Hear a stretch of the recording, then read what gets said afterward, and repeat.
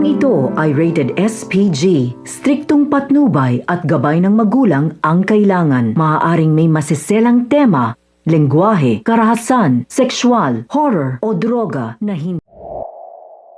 Naabutan nga nito ni Zoe na magkayakap itong si Annalyn at si Doc Tanyag. Kaya naman itong si Zoe ay pinagsabihan ng kanyang ama na inuuto nga lang daw siya nito ni Annalyn at gusto nga siyang agawin. Kaya naman din pinagsabihan nga din ito ni Zoe itong si Annalyn na tigil-tigilan na nga ang pagpupunta niya nga dito sa kanyang ama.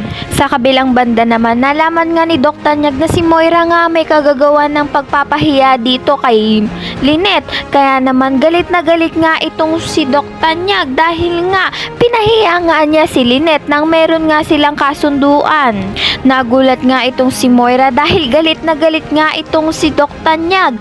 Malusuton pa kaya nito ni Moira ang mga sasabihin niyang mga kasinungalingan dito kay Doc Tanyag?